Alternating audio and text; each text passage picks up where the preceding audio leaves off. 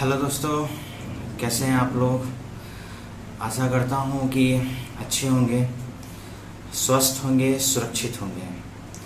तो पिछले वीडियो में मैंने जो है कुछ रियासतों के बारे में बताया था और आज भी मैं जो है एक मुख्य रियासत जिसे जम्मू कश्मीर के नाम से जानते हैं और यह आज़ादी से लेकर के आज तक विवादास्पद एक रियासत रहा है, जिसे हम कहें तो वर्तमान सरकार कुछ विवाद को निपटाई है, यानी कुछ विवादों का निपटारा हो चुका है, लेकिन अभी भी कुछ विवाद बाकी है। उसके बारे में बातें चल रही हैं, देखते हैं क्या होता है। परंतु इसका इतिहास जानते हैं है क्या। अगर मान लीजिए कि जो लैप्स ऑफ पैरामाउंसी की बात हम लोगों ने किया था कि अंग्रेजों ने लैप्स ऑफ पैरामाउंसी दे रखा था सभी रियासतों को। लैप्स ऑफ पैरामाउंसी का मतलब कि अगर कोई भी रियासत का राजा अगर चाहे तो इंडिया के साथ मिल सकता है, या चाहे तो पाकिस्तान के साथ मिल सकता है, या चाहे तो एक स्वतंत्र देश के रूप में रह सकता है। तो जम्मू कश्मीर के राजा हरि सिंह थे जो कि यह चाहते थे कि हम किसी भी जो है राष्ट्र के साथ ना मिले, हम एक स्वतंत्र देश बनाएंगे। और शायद ये कहा जाता है कि उन्होंने स्विट्जरलैंड बनाने का सपना देखा था। तो वो चाहते थे कि एक सुंदर सा कश्मीर एक स्वतंत्र देश के रूप में रहे। तो हरि सिंह की यह ख्वाहिश थी। परंतु ऐसा क्या हुआ कि अचानक हरि सिंह को जो है एक विलय पत्र पे साइन करना पड़ा। अचानक ऐसा क्या हुआ कि हरि सिंह को नेहरू का, सरदार पटेल का, माउंटबेटन का बात मानना पड़ा। तो देखिए, मैं ये बात कह रहा हूँ आज़ादी से पहले शुरू करते हैं कि क्या कहानी थी, आखिर क्या हुआ कि जम्मू कश्मीर का विलय भारत के साथ हुआ। लेकिन ये होने के बाद, उस विलय पत्र पे साइन होने के बाद भी आज भी विवाद है। तो आखिर क्या कारण है, कौन सा ऐसा मुद्दा है जो आज भी परेशान किए हुए है। तो अगर हम बात करें आज़ादी के समय से, तो आज़ादी से पहले सभी रियासतों के राजाओं से यह कहा जाता था कि आप भाई इंस्ट्रूमेंट ऑफ एक्सेशन पे साइन कीजिए, भारत के साथ मिलिए, या आपकी इच्छा है तो पाकिस्तान के साथ मिल जाइए। यह जो ऑफर है एक तरह से जम्मू कश्मीर के सामने भी रखा गया, परंतु राजा हरि सिंह नहीं माने। राजा हरि सिंह के अगर कहें तो मित्र थे लॉर्ड लुई माउंटबेटन। मित्र का मतलब हम कोई ऐसा नहीं कहेंगे कि कोई लंगोटिया यार थे, मित्र थे, अच्छी जो है आपस में बनती थी उनकी।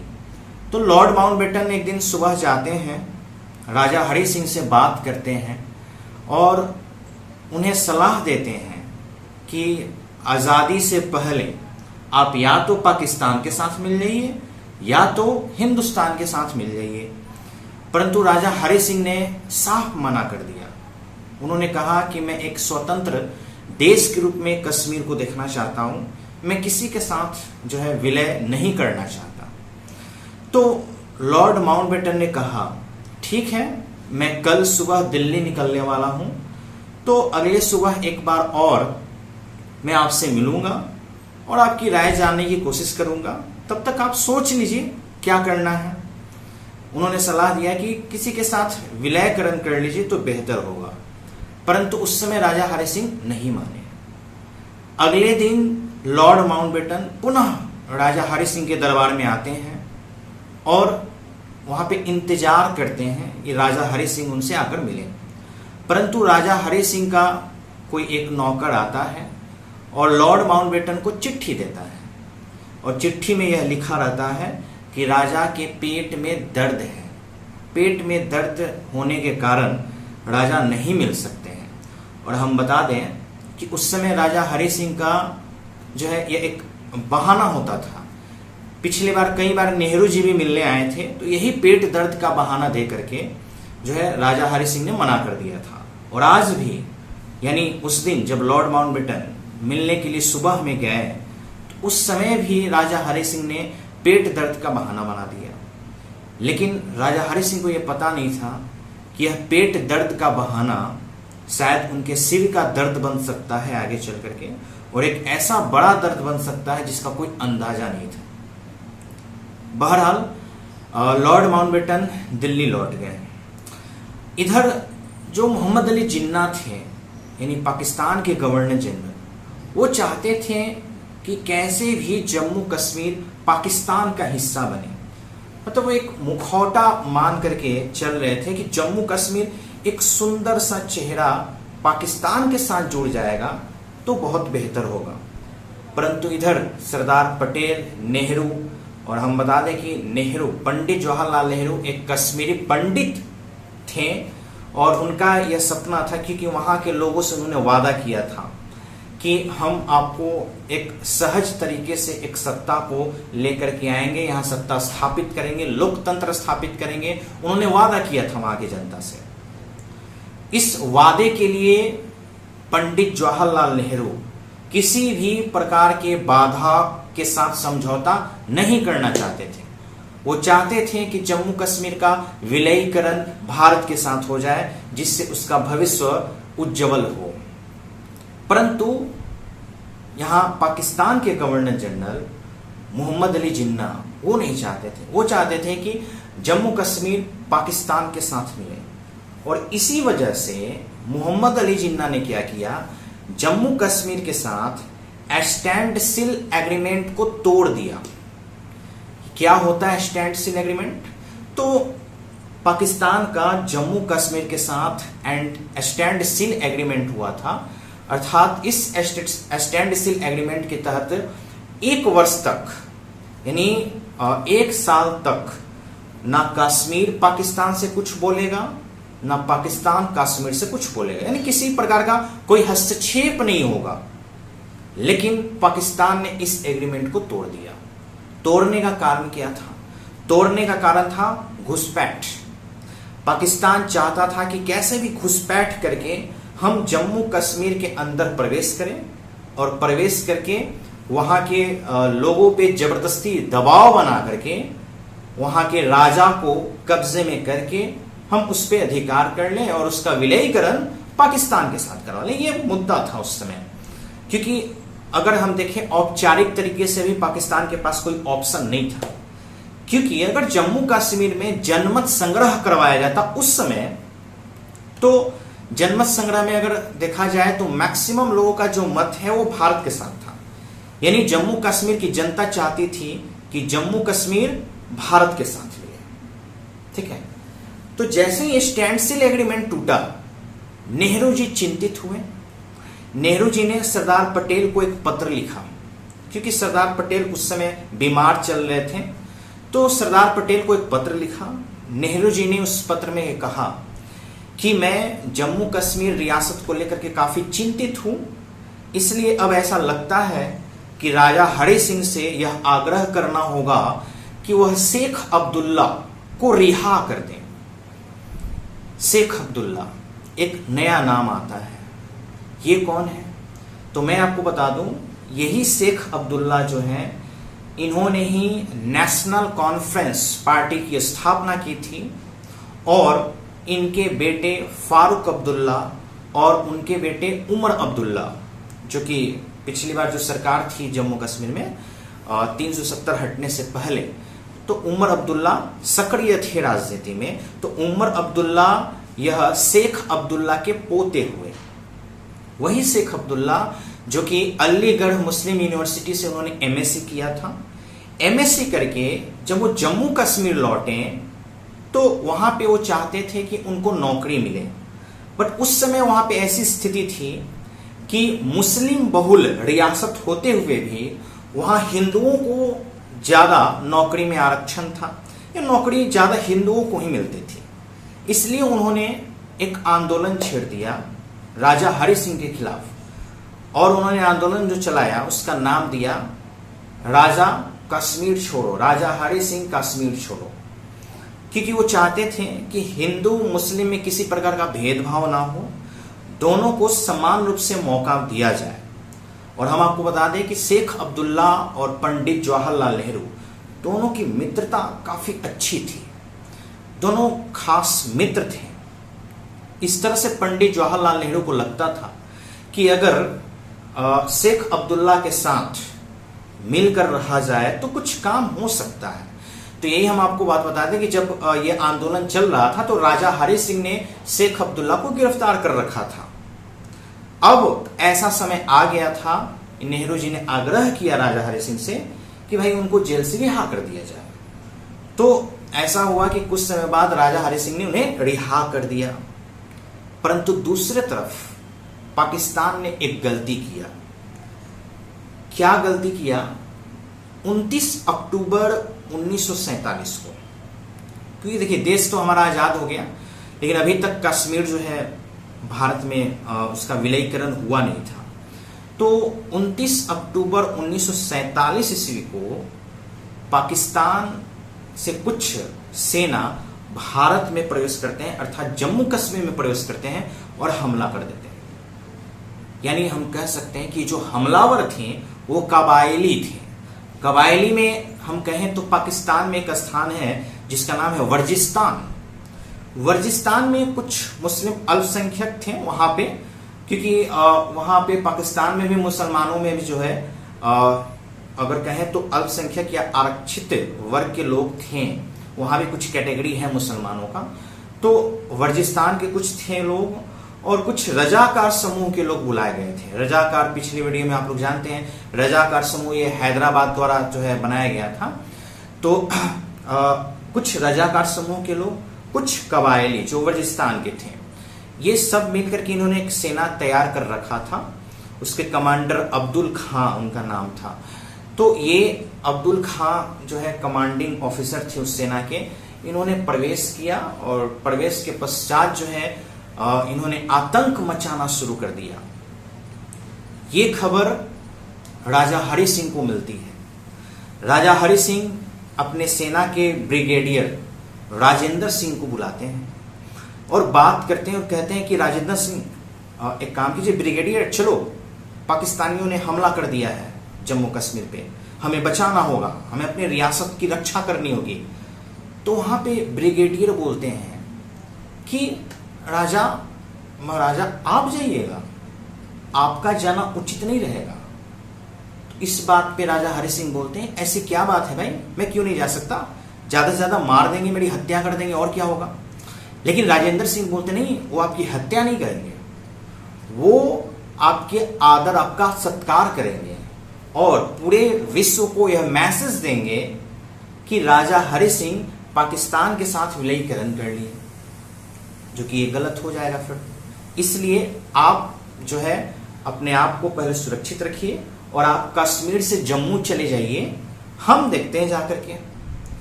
तो यहाँ पे बात होती क्या है कि राजेंद्र सिंह जो है एक अच्छे खासे मतलब इंसान थे और काफी बहादुर सेना थे वो, और उन्होंने जो सामना किया ना उसका बहुत महत्व रहता है हमारे संवैधानिक इतिहास में।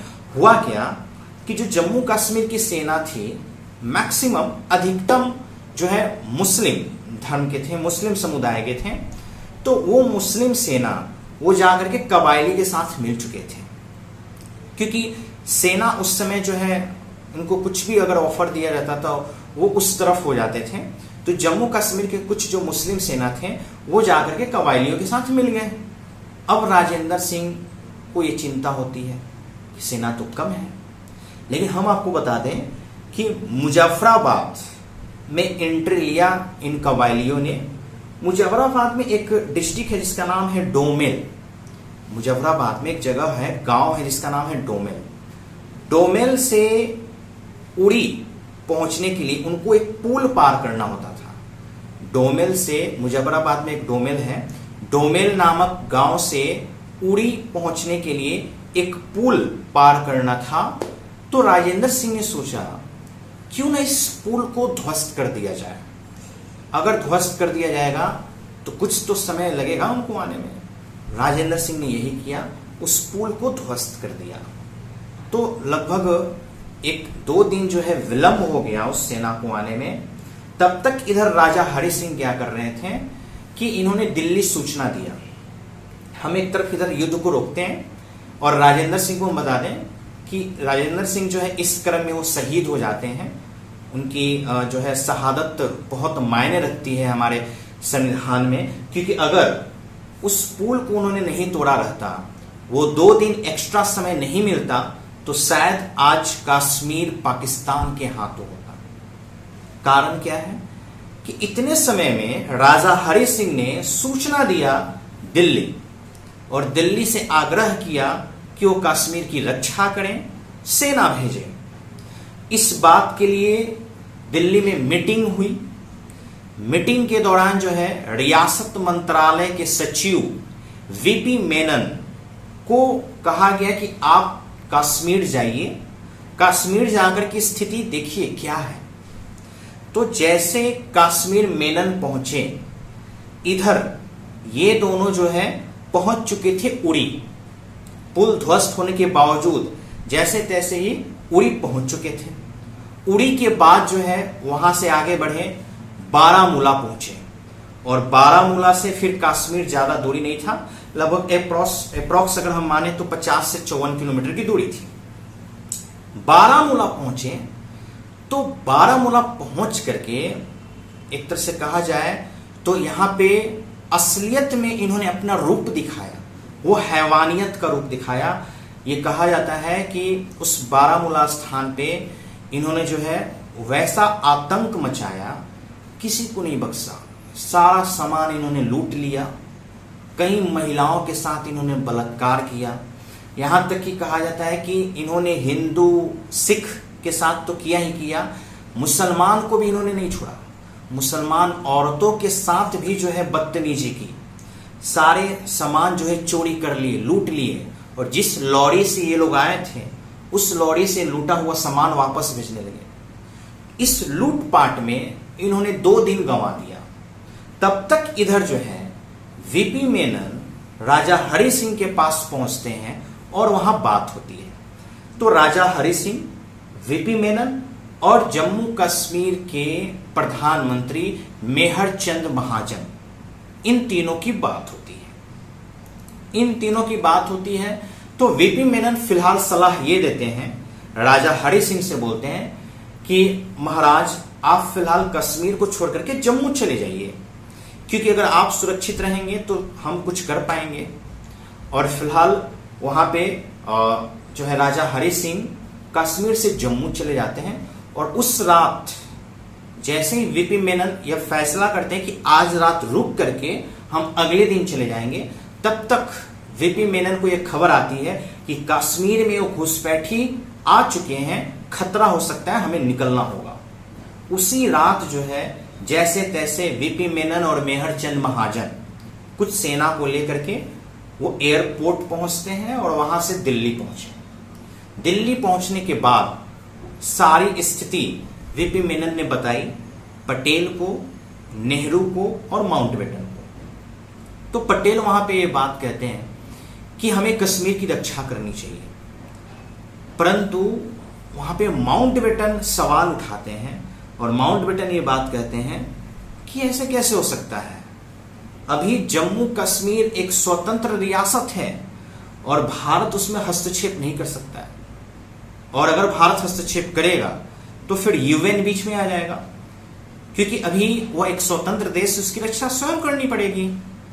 तो फिर ये कंडीशन आया, आखिर होगा क्या, फिर क्या इसका उपाय है। तो लॉर्ड माउंटबेटन ने कहा कि अगर राजा हरि सिंह उस विलय पत्र पे साइन कर देते हैं, हस्ताक्षर कर देते हैं, तो शायद हम कुछ मदद कर पाए। तो मेहर चंद महाजन प्रधानमंत्री, वो भी दिल्ली पहुंचे थे। उन्होंने कहा पटेल से, नेहरू से और लॉर्ड माउंटबेटन से कि राजा हरि सिंह किसी भी स्थिति के लिए तैयार है। तो माउंटबेटन ने कहा ठीक है, विलय पत्र पे साइन कर दे वो, फिर हम राजी हैं उनकी मदद करने के लिए। फिर जो है वीपी मेनन कागज तैयार करते हैं और वीपी मेनन और मेहर चंद महाजन ये दोनों पुनः जम्मू जाते हैं और जम्मू में राजा हरि सिंह से बात करते हैं और वीपी मेनन बोलते हैं कि भाई आप इस जो है विलय पत्र पे साइन कर दीजिए, उसके बाद जो है भारत सरकार आपकी मदद करेगी। तो वहां पे विलय पत्र जो है ज्यादा नहीं, 1.5-2 पन्ने का होता है, और इनका नाम भी लंबा चौड़ा होता है ना राजाओं का, है ना। तो वहां पे उन्होंने, राजा हरि सिंह ने साइन कर दिया। साइन करने के बाद वीपी मेनन और मेहरचंद महाजन पहुंचते हैं दिल्ली।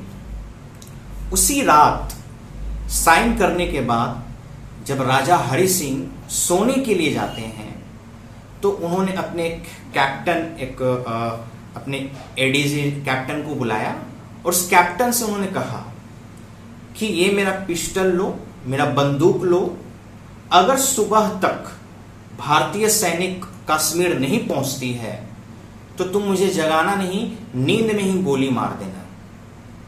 ये राजा हरि सिंह का कथन है। शायद उनको ये लगा होगा कि अगर ये घुसपैठी जम्मू पहुंच जाते हैं तो वैसे भी हम जिंदा नहीं रहेंगे, उससे अच्छा है कि हम नींद में ही हमको गोली मार दें। लेकिन जैसे ही इधर वीपी मेनन और मेहरचंद महाजन वह उस पत्र को लेकर के पहुंचते हैं, पहुंचने के बाद वहां पे फिर बात होती है। माउंटबेटन फिर से एक बार बोलते हैं कि हमें जो है, हमारे पास उतनी संसाधन नहीं है, हम सेना को नहीं भेज सकते हैं। परंतु पटेल वहां पे एग्रीड हो जाते हैं। पटेल बोलते हैं कि नहीं, अभी हमारे पास सोर्स हो या ना हो, हमें जम्मू कश्मीर की रक्षा करनी होगी। फाइनली जो है वहां से सेना भेजा जाता है और सुबह 5 बजे तक, है ना, 5 से 6 बजे तक सेना पहुंच जाती है कश्मीर में। और उस समय सोचिए कि सेना को यह पता भी नहीं था कि जहां वो लैंड करेंगे क्या वहां की स्थिति कैसी है, लेकिन फिर भी वहां सेना पहुंचे। और कश्मीर में जब सेना पहुंचा तो वहां पे सबसे ज्यादा मदद करने वाले थे तो शेख अब्दुल्ला। शेख अब्दुल्ला ने सेनाओं की मदद की और काफी चीजों को उन्होंने जो बताया तो सेना को इससे सहायता मिली और उन्होंने युद्ध को रोका। जब सेना भारत पहुंच गई, भारत की सेना जब जम्मू कश्मीर पहुंच गई, अब बताइए मोहम्मद अली जिन्ना के पेट में तो दर्द होगा।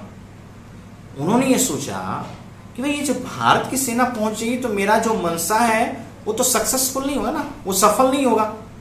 उन्होंने क्या किया कि अपने सेना के कैप्टन को आदेश दिया, जो उस समय कैप्टन ग्रेसी थे, उन्होंने आदेश दिया कि भाई अपने सेना को, पाकिस्तानी सेना को भेजो, वहां भारतीय सेना पहुंच चुके हैं। लेकिन यहां पे ग्रेसी ने कहा कि जब तक सुपीरियर का ऑर्डर नहीं होगा तब तक हम सेना नहीं भेजेंगे। क्यों? क्योंकि जम्मू कश्मीर का विलयीकरण भारत के साथ हो चुका है, अब वो भारत का पार्ट है, तो हम सेना क्यों भेजें। तो यहां पे वो बात नहीं माना, बोला कि सुपीरियर, जो कि ओकेनलेक थे, कैप्टन ओकेनलेक थे, जनरल ओकेनलेक, वो सुपीरियर थे। और सुपीरियर वो सेना भारत की भी सेना के थे, पाकिस्तान की भी सेना के थे। मोहम्मद अली जिन्ना ने बात किया और उन्होंने रिक्वेस्ट किया कि सेना को भेजा जाए, परंतु ओकेनलेक ने नहीं माना। वो कहें कि क्या पाकिस्तान की सेना भारत की सेना के साथ लड़ेगी जिसका कोई मतलब नहीं है। यानी पाकिस्तान की सेना भी अंग्रेज और भारत की सेना भी अंग्रेज, क्योंकि अभी तक जो सेना का कमांडिंग था वो अंग्रेजों के हाथ में था। तो इस तरह से जो है ओकेनलेक ने मना कर दिया।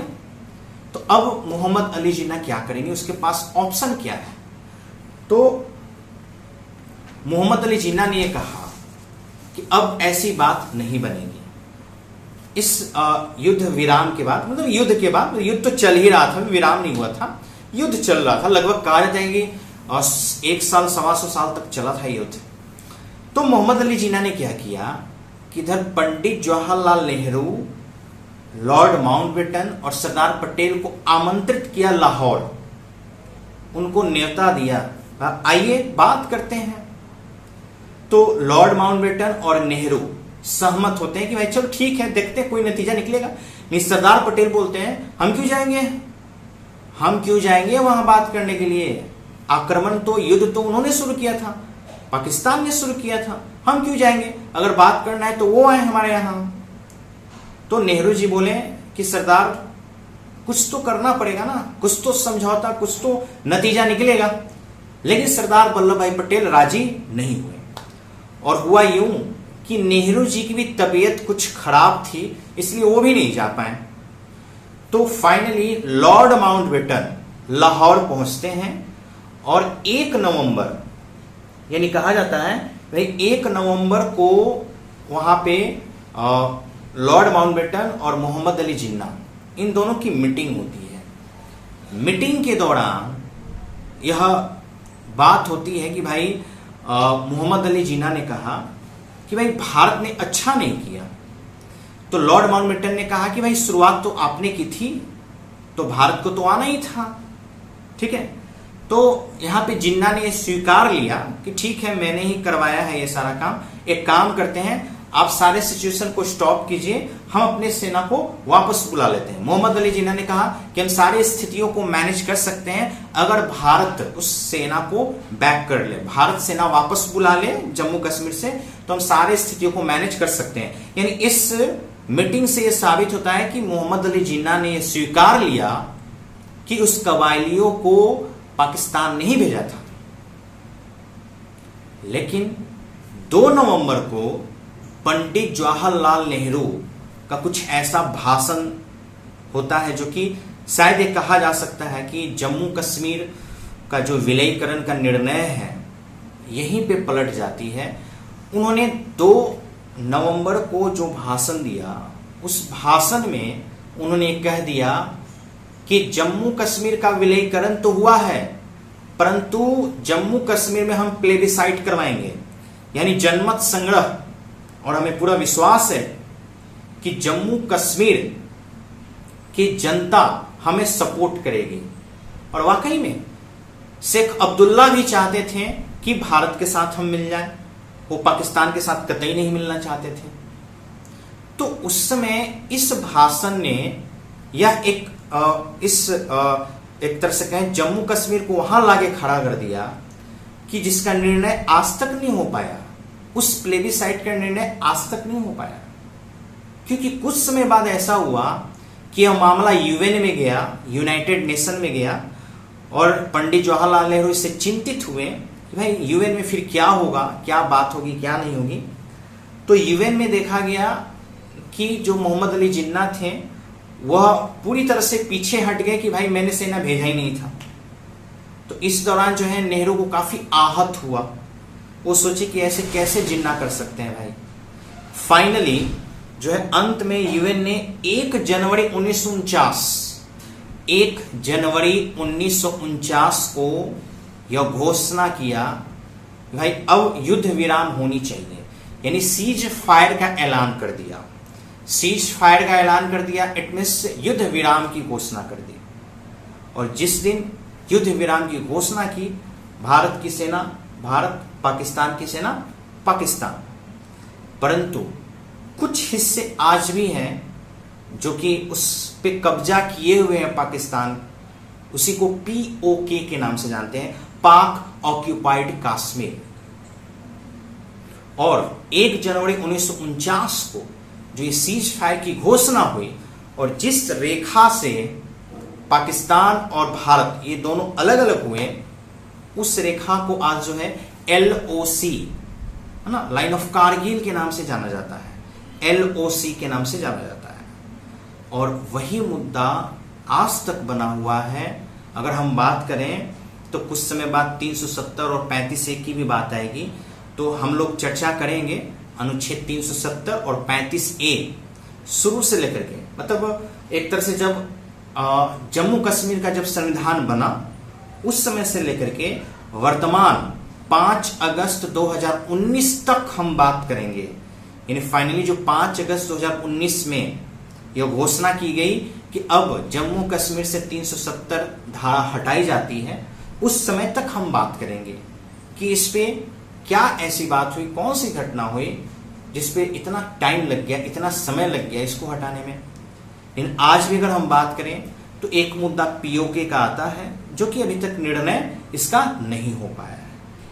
तो दोस्तों आज हम जो है जाने जम्मू कश्मीर के बारे में, वह कैसे इसका विलयीकरण हुआ और क्या कारण था कि आज भी ये जो है फंसा हुआ है।